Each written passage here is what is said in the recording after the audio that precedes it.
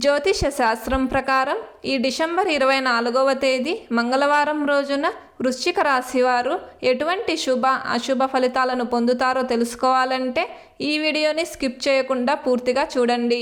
అలాగే తప్పకుండా మా ఛానల్ని సబ్స్క్రైబ్ చేసుకోండి.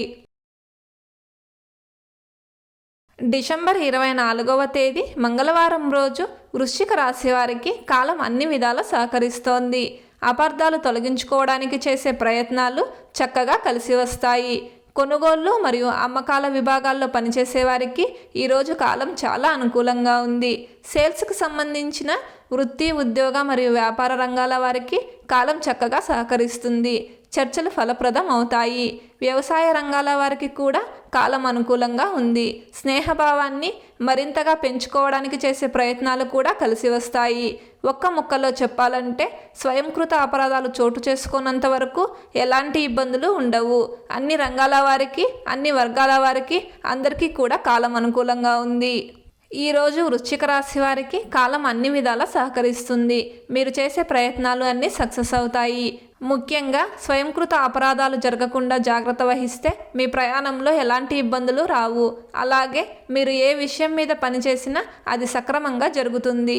ఉద్యోగులు, వ్యాపారులు కూడా తమ లక్ష్యాలను సులభంగా సాధిస్తారు.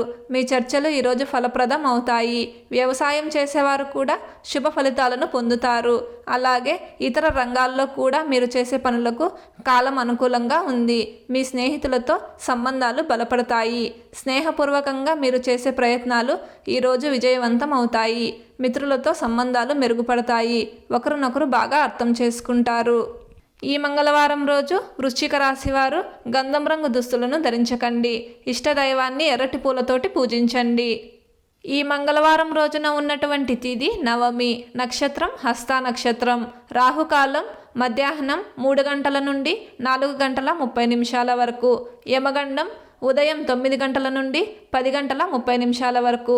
అలాగే ఈరోజు యొక్క శుభ సమయాలు మధ్యాహ్నం 1 గంట నుండి 1 గంట 40 నిమిషాల వరకు. ఈ రోజు యొక్క పంచాంగం ప్రకారం రోజువారీ సాధారణ పనులకు మాత్రమే కాలం అనుకూలంగా ఉంది.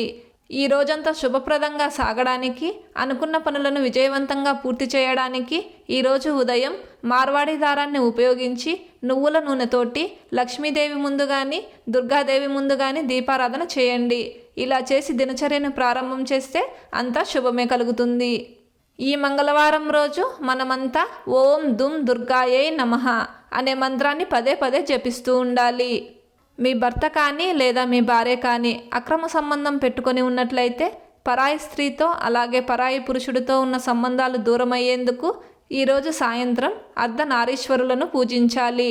అర్ధనారీశ్వర పటం కానీ ఫోటో కానీ లేనివారు ఒక తమలపాకును తీసుకొని సగం పసుపు సగం కుంకుమ రాసి మధ్యలో పసుపు దారాన్ని ఉంచి అర్ధనారీశ్వరులుగా భావించి పూజించాలి. పూజ పూర్తయ్యాక పసుపు దారాన్ని భార్య కుడి చేతికి కట్టాలి. ఇలా చేస్తే శివపార్వతుల అనుగ్రహంతో మీ కాపురం నిండు నూరేళ్లు చల్లగా ఉంటుంది. నమ్మకంతో ఆచరించి చూడండి, అంతా శుభమే కలుగుతుంది. ప్రతిరోజు ఇలాంటి సమాచారం మీకు చేరాలంటే వెంటనే మా ఛానల్ని సబ్స్క్రైబ్ చేసుకోండి.